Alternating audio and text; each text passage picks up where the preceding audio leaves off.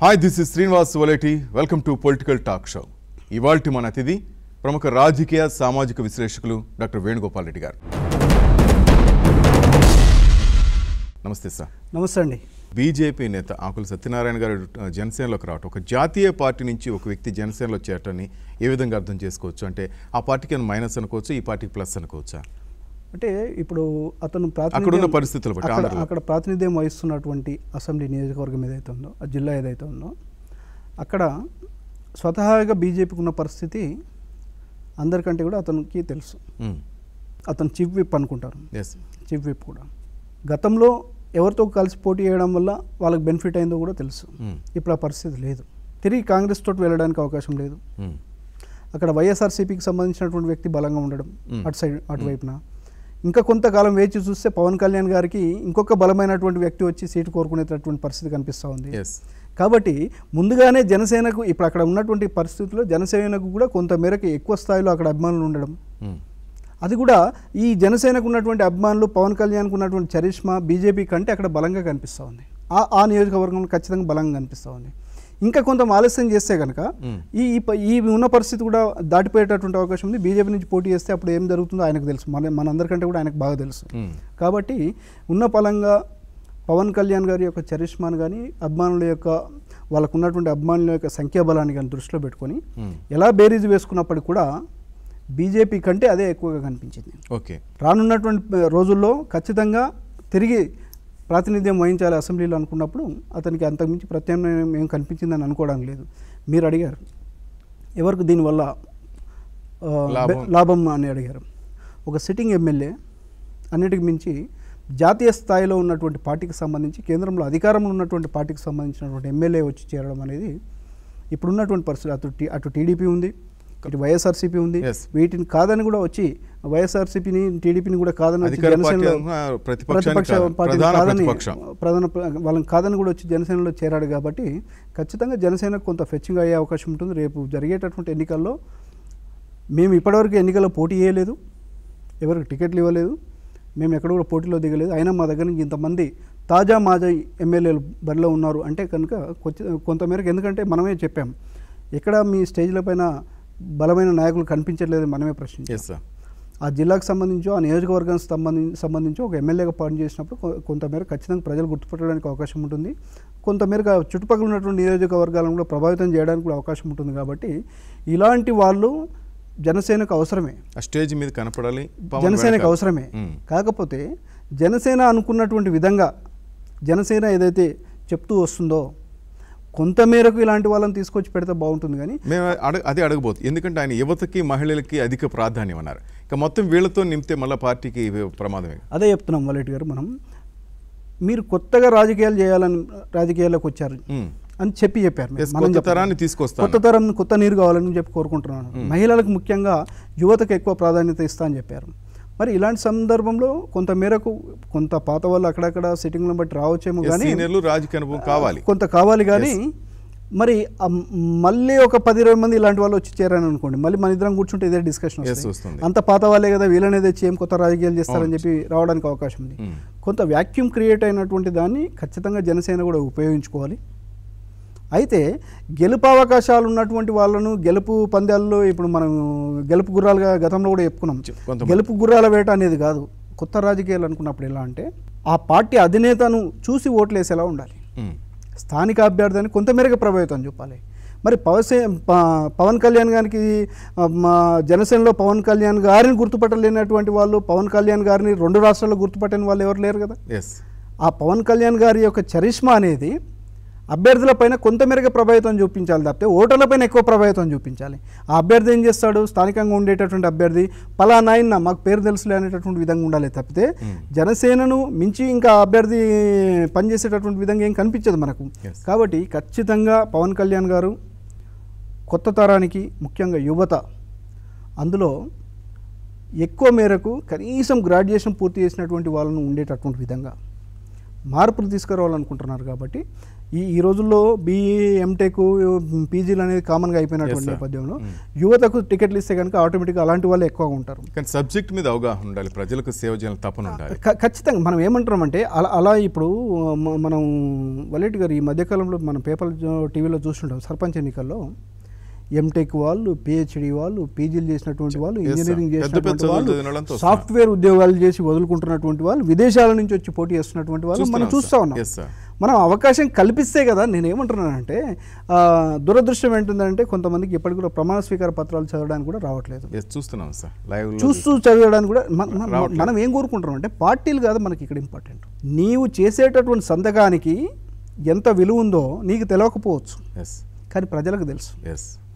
నువ్వు ఎక్కడ సంతకం చేస్తున్నావో చదివితే నీకు అర్థం కావాలని నేను కోరుకుంటున్నాను. నీకు అర్థమై సంతకం చేయి. నీ పిఎనో పిఎస్ఓ కొంతమేరకు చెప్తారు, వాళ్ళు చెప్పిందే నువ్వు విని సంతకం పెట్టేటటువంటి అవగాహన అంటూ ఉండాలి.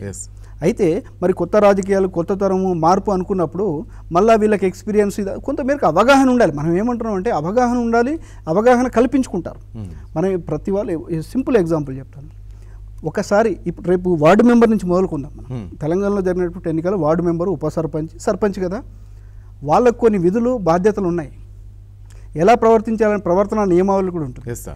వాటిని తెలుసుకొని ముందుకెళ్ళాలి. ఇప్పటి వరకు తెలియకపోవచ్చు, ఈ రోజు వరకు తెలియకపోవచ్చు. ఇక నుంచైనా నేను ఏదో ప్రజాప్రతినిధికి ఎన్నికయ్యానట కదా, ఎన్నికయ్యాను, నేను ఏం చేయాలి, నాకు ఏమేమి ఉంది బాధ్యత అనేది కూడా తెలుసుకోకపోతే ఎట్లా?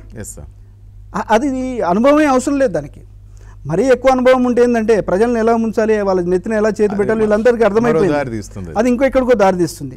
కొత్త తరం లాంటి కొత్త రాజకీయాలు, కొత్త శకానికి నాంది పలకాలనుకుంటే పవన్ కళ్యాణ్ గారు ఖచ్చితంగా ముందు నుంచి ఏదైతే చెప్తూ వచ్చారో యువతకు మనం ఏం చెప్తున్నాం అంటే యువతకు ముఖ్యంగా ఏమండి, మొన్నటికి మనం చర్చించుకున్నాం. ఎన్టీ రామారావు గారు వచ్చినప్పుడు రోడ్డు పైన వెళ్తూ కూడా అక్కడ ఆయన దృష్టికి వచ్చినటువంటి వాళ్ళని పిక్ చేసుకెళ్ళి అసెంబ్లీలో పెట్టినటువంటి పరిస్థితి జరిగింది. అలాంటి నేతలను పట్టుకొచ్చారు.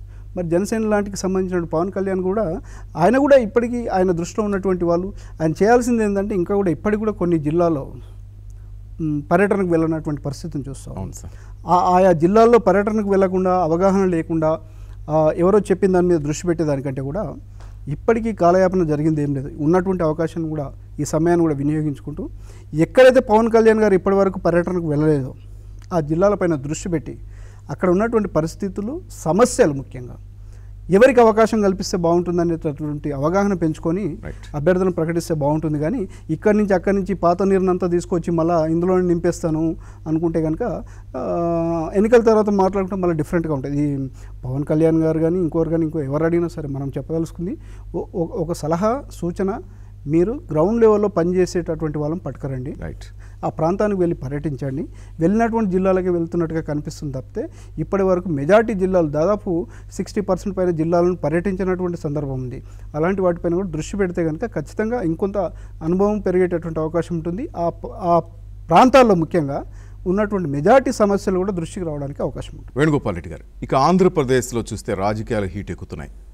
వంగవీటి రాధ వైసీపీకి రాజీనామా చేయటం, ఇటు బీజేపీ నుంచి ఆకుల సత్యనారాయణ గారు జనసేనలోకి రావటం, టీడీపీలో రాజంపేట ఎమ్మెల్యే కూడా ఉంటాడో బయటకు వెళ్తాడో అని ఒక టాక్, సినీ నటుడు అలీ గుంటూరు తూర్పు టికెట్ అడిగినట్టు, గుంటూరు 1 టికెట్ అడిగినట్లు, ఇట్లా చాలా కామెంట్స్ వినిపిస్తున్నాయి. ఏదో చూస్తుంటే ఆంధ్రప్రదేశ్లో హీట్ ఎక్కినట్టు సార్ రాజకీయాలు. ఖచ్చితంగా కొంతమేరకు ఈ జరుగుతున్నటువంటి పరిణామాలను చూస్తే కనుక కొంతమేరకు హీట్ ఎక్కినట్టుగా మనకు కనిపిస్తూ ఉంది. మరి ఈ హీటు 1-2 ఇయర్స్ నుంచి లేదా అంటే ఖచ్చితంగా ఉంది. ఎన్నికలు జరిగి ప్రభుత్వం ఏర్పడ్డప్పటి నుంచి ఈ మార్పులు, ఈ జంపింగ్ దాదాపుగా ఇప్పుడు మనం పార్టీలను ప్రస్తావిస్తే ఇబ్బంది పెట్టేదానికంటే కూడా ఇతర పార్టీల గుర్తులపైన గెలుపొందినటువంటి వాళ్ళు రాష్ట్ర మంత్రివర్గంలో పనిచేస్తున్న పరిస్థితిని కూడా మనం చూస్తున్నాం. రెండవ అంశం ఏంటంటే పొలిటికల్ వ్యాక్యూమ్ అనేది క్రియేట్ అయింది. ఇప్పుడు అవకాశం ఉంది. ఎవరికి వాళ్ళు ఈ రోజుల్లో ఎదుటి వాళ్ళు గెలుస్తారా, ఎందుకు గెలుస్తారు, ఎందుకు ఓడిపోతారు అని చెప్తున్నటువంటి నేపథ్యంలో నేను ఎక్కడుంటే గెలుస్తాను అనేది కూడా వాళ్ళకు వాళ్ళు స్వతహాగా సర్వేలు చేయించుకునేటటువంటి పరిస్థితికి వచ్చేసారు. నేను ఎలా ఉన్నాను, నా ప్రజలు ఏం కోరుకుంటున్నారు, అసలు నా నియోజకవర్గంలో, నా జిల్లాలో ఏ పార్టీకి అవకాశం ఉందనేది చూస్తూ ఉన్నాను. మీరు ప్రస్తావించినటువంటి పేర్లు వాటి జోలికి నేను వెళ్ళాను, కానీ డిఫరెంట్ పార్టీస్ ఒకే పార్టీకి సంబంధించి పోతూ వస్తారు అంటే ఓహో ఆ పార్టీ వైపు బాగా ప్రభావం చూపుతూ ఉంది అనుకోవడానికి అవకాశం లేదు. అలాంటి పరిస్థితి లేదు. బీజేపీ ప్రస్తావిస్తే మన అందరికీ తెలుసు బీజేపీ పరిస్థితి ఇప్పుడు ఆంధ్రప్రదేశ్లో ముఖ్యంగా ఇప్పుడున్నటువంటి పరిస్థితుల్లో బీజేపీ రేపు ఎన్నికలకు పోతే కాంగ్రెస్ బీజేపీ పరిస్థితి ఏంటి, గతంలో కాంగ్రెస్ ఎలా ఉండేది, ఎలా అయింది, బీజేపీ రేపు ఏం కాబోతుందో మనందరూ తెలిసినటువంటి పరిస్థితి. కాబట్టి కొంచెం ఇంకెవరో వచ్చి ఆ సీట్ను పొందేదానికంటే ముందే బీజేపీకి సంబంధించినటువంటి అభ్యర్థి ముందుగానే దీపం ఉండగానే ఇల్లు చక్కబెట్టుకున్నాడు అనేటటువంటి విధంగా అదొకటి జరిగిందని మనం చెప్పాలి.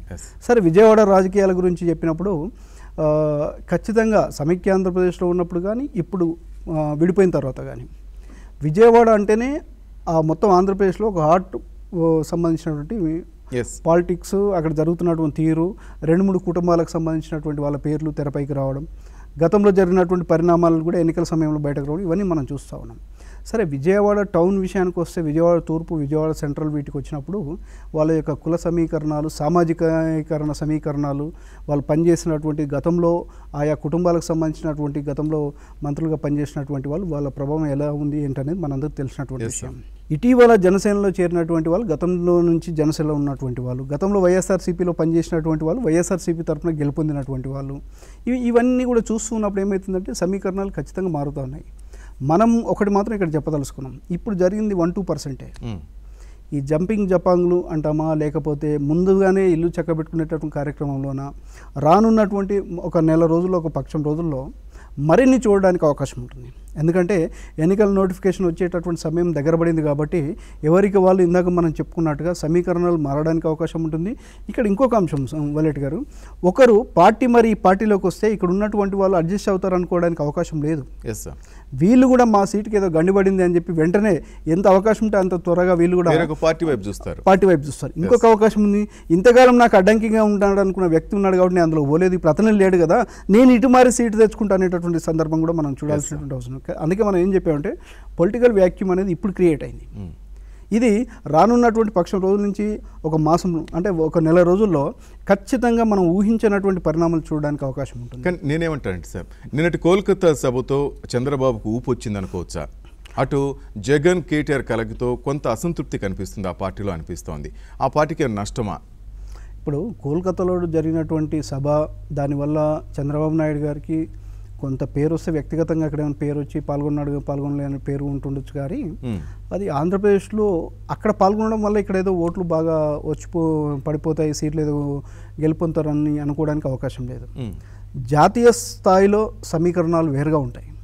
కానీ ఆయన అక్కడ లేవనెత్తున్న పాయింట్ ఏంటంటే జగన్ ఎందుకు రాలేదు, కేసీఆర్ ఎందుకు రాలేదు, వీళ్ళంతా బీజేపీకి సపోర్టు, వీళ్ళంతా నాపై కక్ష కట్టారు, ప్రభుత్వంపై కక్ష కట్టారు, కేంద్రం నుంచి నిధులు రాకుండా అడ్డుకుంటుంది వీళ్ళే అని ఒక పాయింట్ లేవనెత్తున్నారు. ఈ నేపథ్యంలో నేను అడుగుతున్నాను. అవి తప్పుడు సిద్ధాంతాలతో కూడినటువంటి అంశాలండి. ఎందుకంటే మీరు వెళ్ళారు ఆ ఫ్రంట్లో కానీ మీరు కలిసినటువంటి దాంట్లో కానీ మీ యొక్క పాత్ర, దానివల్ల మీరు ఏం బెనిఫిట్ పొందుతున్నారు, దానివల్ల ప్రజలకు ఏం అందించబోతున్నారు అనేది చెప్పాలి, తప్పలేదు. నేను వెళ్ళాను కాబట్టి మీరు ఎందుకు రాలేదు అంటే, నేను బీజేపీతో కలిసి ఉన్నాను కాబట్టి మీరు ఎందుకు లేరు బీజేపీతో ఇంతకాలం అంటే, నేను బీజేపీ నుంచి బయటకు వచ్చాను కాబట్టి మీరు బీజేపీ కలవద్దు అంటే, ఇది ఎలాంటి సిద్ధాంతం నాకు అర్థం కానటువంటి పరిస్థితి. సిద్ధాంతాలకు సంబంధించినట్టు వంటి విషయాలు మనం ఇక్కడ మాట్లాడేదానికంటే కూడా పార్టీ పరంగా ఎవరి సిద్ధాంతాలు వాళ్ళు పెట్టుకొని ఎవరితో కలిసిపోతే బాగుంటుంది, ఎవరితో కలిసిపోకపోతే మాకు 4 ఓట్లు పడతాయి అనేటటువంటిది ఉండాలి తప్పితే ఏదో అక్కడ పోయి మేము ఒక 1000 కోట్ల రూపాయల ప్యాకేజ్ మేము ఆంధ్రప్రదేశ్కి తెచ్చాము, ఈ క్రమంలో మీరు ఎందుకు కలిసి రాలేదు అని అడిగితే బాగుంటుంది. అదొక సపోర్టింగ్. పార్లమెంట్లో మేము ఒక అంశాన్ని ప్రవేశపెట్టి బిల్లును కోరాము, మేము దానికి మీరు మద్దతు ఇవ్వలేదు, పార్లమెంట్ నుంచి మీరు బయటకు వెళ్ళిపోయారు, మీరు దద్దమలని చెప్పి ఆరోపణలు చేస్తే బాగుంటుంది.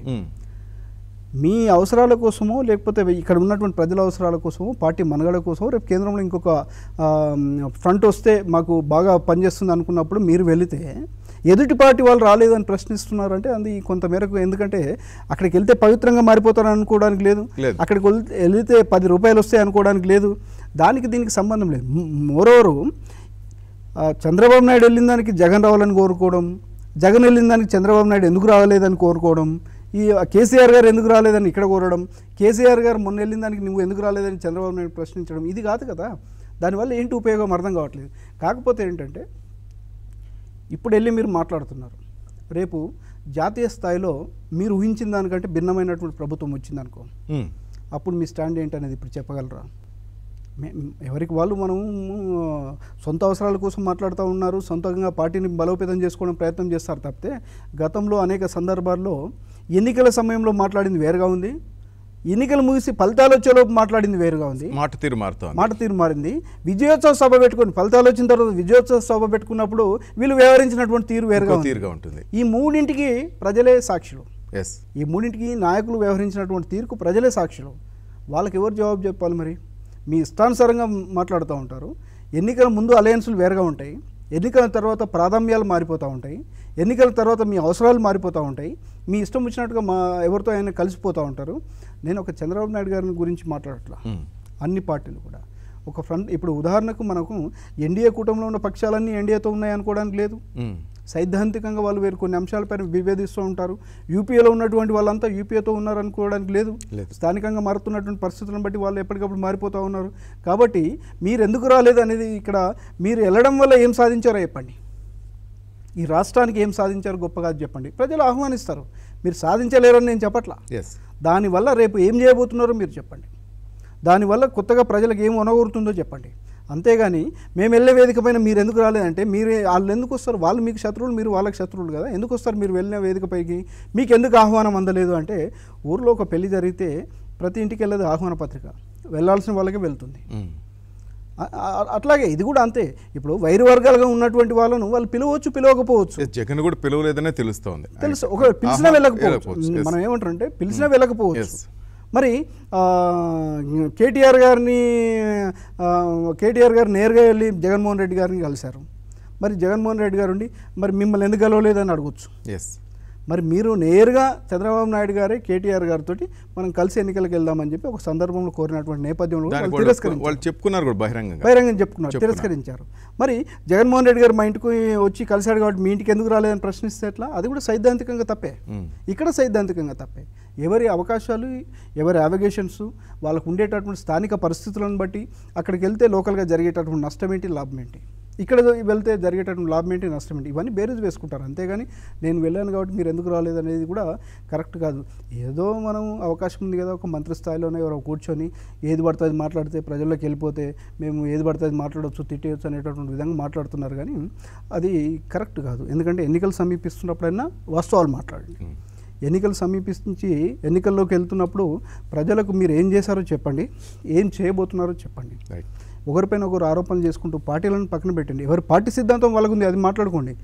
ఈ తిట్టుకోవడాలు, ఈ సవాళ్ళు ప్రతి సవాలు విసురడం మనం చూసాం. తెలంగాణ ఎన్నికల్లో కూడా గొంతులు కోసుకుంటామని ఒక ఆయన అంటే, మీసాలు తీసుకుంటామని ఒక ఆయన అంటే, గడ్డం తీసుకుంటామంటే ఇంకొక ఆయన అంటే, తీయ అని ఇంకొక ఆయన అంటే, ఎందుకు ఇవన్నీ? మళ్ళీ చివరికి వస్తే రాజకీయాలు మాకు ఇవన్నీ సహజమే, మనమేం వాళ్ళు కోసుకోవాలి తీసుకోవాలి మనమేం అనట్లా. కామెంట్స్ ఎందుకు అనవసరం? వాటి కంటే అలా రెచ్చగొట్టుకునేటటువంటి మాటల కంటే మేము పలానా ప్రాజెక్టు సాధించే వరకు నిద్రపోను, మీ అందరి సమక్షంలోనే నేను దీక్షకు దిగుతాను, మీ అందరితో పాదయాత్ర చేస్తాను, ఆ ప్రాజెక్టు సాధించే వరకు ఢిల్లీకి నేను తీసుకెళ్తాను, ఇలాంటివి మాట్లాడండి. అది సైద్ధాంతికంగా ప్రజలకు ఉపయోగపడేటటువంటి విధంగా ఉంటుంది, నమ్ముతారు తప్పితే ఈ అనవసరమైనటువంటి ఏదో మీడియాలో 4 రోజులు చూపించాలంటే ఏదో ఒక మీడియా యాక్టివ్గా పనిచేయాలనేటటువంటి ఇవన్నీ టాక్టిక్స్ చేయడం వల్ల ప్రజలు కూడా ఏమైపోయారంటే బాగా అవగాహన వచ్చేసింది. ఎవరేం మాట్లాడుతారో వాళ్ళు కూడా ఆలోచన చేసేటటువంటి పరిస్థితికి వచ్చారు. కాబట్టి ఈ రానున్నటువంటి ఎన్నికలు, ముఖ్యంగా ఆంధ్రప్రదేశ్ రాష్ట్ర అసెంబ్లీ ఎన్నికలు, సాధారణ ఎన్నికలు, జనరల్ ఎన్నికలు కూడా కేంద్రంలో ప్రభుత్వ ఏర్పాటుకు సంబంధించి జరిగేటటువంటి సాధారణ ఎన్నికల్లో పార్టీలు సైద్ధాంతికంగా వాళ్ళతో అయ్యేటటువంటి పనులు చేసేటటువంటి విధంగా మేనిఫెస్టోల రూపకల్పన పైన దృష్టి పెట్టి అమలుకు సాధ్యమయ్యేటటువంటి హామీలు ఇస్తూ ప్రజల్లో అవగాహన కల్పిస్తూ మీరు ఎవరితోటైనా జట్టు కట్టవచ్చు, తప్పులేదు. ఎన్నికల ముందు జట్టు కట్టినటువంటి విధంగానే ఎన్నికల తర్వాత ఉండాలని మనం కోరుకుంటున్నాం. తెలంగాణలో మొదటి విడత పంచాయతీ ఎన్నికలు క్లోజ్ అయినాయి. 80% వరకు అన్ని గ్రామాల్లో ఓటు హక్కు వినియోగించుకున్నారు. దీన్ని ఏ విధంగా చూడొచ్చు మనం? అదే వాలెట్ గారు, ఇప్పుడు మనము 80 కాదు, ఇంకా దాదాపుగా మనకి ఇంకా పెరుగుతూ ఉంది. అధికారికంగా ప్రకటిస్తే కనుక దాదాపుగా 90% పైన ఉంటుంది. ఎందుకంటే మనం మొన్న జరిగినటువంటి అసెంబ్లీ ఎన్నికల్లోనే ఊహించిన దానికంటే రికార్డు స్థాయిలో 76% పోయినటువంటిది. అదే గ్రామ పంచాయతీ వచ్చేసరికి ఏమవుతుందంటే వార్డు సభ్యుల యొక్క ప్రభావం ఓటర్ల పైన ఎక్కువగా ఉంటుంది. ఓటర్లు వార్డు సభ్యులకు చాలా దగ్గరగా ఉండేటటువంటి అవకాశం ఉంటుంది. ఆ ఇంటి చుట్టుపక్కల ఉండేటట్టు వార్డులు ఎంతమంది ఉంటారు? 120 నుంచి 150 వరకు ఓటర్స్ ఉంటారు. వాళ్ళందరూ ప్రత్యక్షంగా వార్డు సభ్యునికి తెలిసినటువంటి వాళ్ళు, గ్రామ పంచాయతీలో సర్పంచ్గా పోటీ చేస్తున్నటువంటి అభ్యర్థికి బాగా పరిచయం ఉన్న వాళ్ళే ఉంటారు. వాళ్ళు ఎక్కడ సెటిల్ అయ్యారు, ఏ ప్రాంతంలో ఉన్నారు, గ్రామంలో ఉన్నారా, దూరంగా ఉన్నారా అనేటటువంటిది ఖచ్చితంగా వాళ్ళ దగ్గర డేటా ఉంటుంది. వాళ్ళ నంబర్స్ ఉంటాయి, కాంటాక్ట్ నెంబర్స్. ఇవాళ రేపు అందరి దగ్గర మొబైల్స్ అయిపోయాయి కాబట్టి వాళ్ళందరినీ కూడా పిలిపించుకో. ఎందుకంటే గ్రామీణ స్థాయిలో జరిగేటటువంటి ఓట్లు కాబట్టి ఒక్క ఓటుతోటి కూడా తారుమారయ్యేటటువంటి పరిస్థితి. 150 ఓట్లు 130 ఓట్లలో ఎవరికి ఒక్క ఓటు అటు ఇటుగా వచ్చినా కానీ ఓడిపోయి గెలిపోవడం ప్రభావితం చేసే అవకాశం ఉంటుంది. కాబట్టి అలా వాళ్ళందరినీ పిలిపించడం వల్ల ఓటింగ్ శాతం పెరిగింది అనేది మనం చూడాల్సినటువంటి అవసరం. ఇంకొకటి కూడా చాలా కీలకమైనది. ఇటీవల కాలంలో తెలంగాణలో ఏర్పడినటువంటి ప్రభుత్వం, గత ప్రభుత్వం, ఇప్పుడు పనిచేస్తున్నటువంటి ప్రభుత్వం గ్రామీణ స్థాయి పైన దృష్టి పెట్టడం, గ్రామీణ ప్రాంతంలో ఉన్నటువంటి ప్రజలపైన దృష్టి పెట్టడం, రైతు బంధు లాంటివి కానీ, ఆరోగ్య బీమా లాంటివి కానీ, ఇంకొక అంశాన్ని కానీ వాళ్ళు తీసుకొచ్చినప్పుడు ఖచ్చితంగా మేము గ్రామంలో ఓటు వినియోగించుకొని ఓటర్ లిస్ట్లో ఉండి ఆధార్ కార్డు మాకు అక్కడ ఉంటేనే, ఇప్పుడు ఎవరైనా ఓటేసి మేము గెలిపించుకుంటేనే మాకు ఏదైనా జరిగినటువంటిది లబ్ధి పొందడానికి అవకాశం ఉంటుంది అనేటటువంటి ప్రజల్లో బాగా వచ్చింది. అది కనిపిస్తూ ఉంది.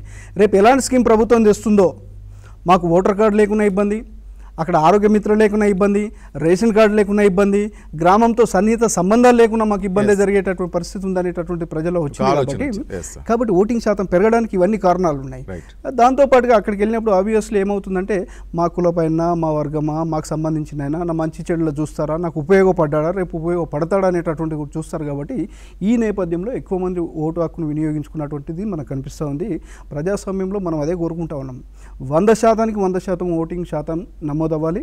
అప్పుడే అలా గెలుపొందినటువంటి అభ్యర్థి కూడా 50% కంటే ఎక్కువ మెజార్టీ కనిపించాలనేది మనం కోరుకుంటా ఉన్నాం. 5-6 పోటీ పడ్డప్పుడు 20%, 25% వచ్చినటువంటి వ్యక్తి గెలుపొందితే 75% మంది నేను వ్యతిరేకిస్తున్నానని మర్చిపోతే ఎట్లా? మనలాంటి వాళ్ళు ఏం కోరుకోవాలి? 50% పైన మీకు మద్దతు ఇచ్చేటటువంటి వాళ్ళు కావాలి. 50% పైన ఓటర్లు మిమ్మల్ని ఎన్నుకోవాలి. అప్పుడే మీరు ప్రజాస్వామ్యంలో గెలుపొందినటువంటి నేతగా ఉండాలని చెప్పి మనం కోరుకుంటాం. అయితే రాజ్యాంగానికి వ్యతిరేకం ఏం కాదు, ఇప్పుడు జరుగుతున్న రాజ్యాంగం ప్రకారమే జరుగుతుంది. కాబట్టి ప్రజల్లో అవగాహన రావాలి, ఓటింగ్లో పాల్గొనాలి, నా ఓటు హక్కు నేను స్వతహాగా వినియోగించుకోవాలి, ఎలాంటి డబ్బు పట్ల కానీ మద్యం పట్ల కానీ ఎలాంటి ప్రభావితం కాకుండా నా ఓటు నేను స్వతహాగా వినియోగించుకోవాలనేటటువంటిది ఖచ్చితంగా అవేర్నెస్ రావాల్సినటువంటి అవసరం ఉంది. రానున్నటువంటి ఇంకా 2 దఫాలుగా తెలంగాణలో 3వ విడత కూడా ఉంది, 25వ తేదీన 30వ తేదీన ఉంది. కాబట్టి వాస్తవానికి మనం వలేటి గారు మాట్లాడుకుంటే సర్పంచ్ ఎన్నికలు ఇంత తీవ్ర స్థాయిలో ఖర్చుకు దారితీస్తాయని మనలాంటి వాళ్ళు ఊహించినటువంటి ఎప్పుడు లేనిది ఈ ఎప్పుడైతే డబ్బుల యొక్క వాల్యూ బాగా తగ్గిపోయిందో, ప్రజల్లో డబ్బుల చలామణి ఎప్పుడైతే బాగా పెరిగిందో, ఈరోజు మనం ఓపెన్గా చెప్తే బాగుండదేమో కానీ ఒక్క మేజర్ గ్రామ పంచాయతీ తీసుకుంటే కనుక మినిమం 25 నుంచి 30 లక్షలు ఖర్చు పెడుతున్నటువంటి సందర్భం చూస్తూ ఉన్నాం. రేపు పొద్దున ఇవి ఒక అసెంబ్లీ ఎన్నికలకు సంబంధించి జరుగుతున్నటువంటి తీరుగా చూస్తూ ఉంటే మనం రేపు పొద్దున వీళ్ళు గ్రామ పంచాయతీకి సంబంధించి ఇంత ఖర్చు పెడితే వాళ్ళు ఎలా సంపాదించుకోవడానికి, ఏం ఆశించి వస్తున్నారు కూడా అర్థం కానటువంటి పరిస్థితి.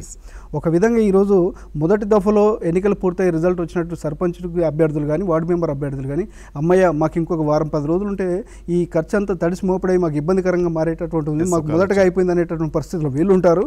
అయ్యో మాది ఎందుకు మొదటి దశలో పెట్టలేదని చెప్పి ఇతరులు. అంటే ఇది మంచి పరిణామం కాదు. మనం చెప్తున్నది ఏంటంటే అది ఎంజాయ్మెంట్ కాదు, ప్రజలకు కూడా మెయింటైన్ చేయడం అనేటటువంటిది అభ్యర్థులకు చాలా పెద్ద ప్రమాదంగా మారినటువంటి పరిస్థితిని మనం చూస్తాం. ఖర్చుతో కూడుకున్నటువంటి పరిస్థితి అయిపోయింది.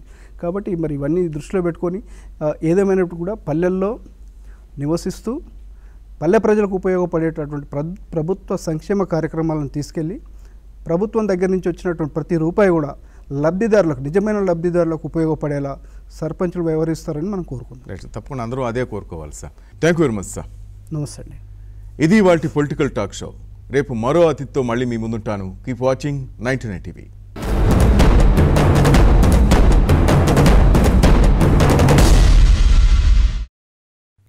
For more updates, please subscribe 99 TV Telugu.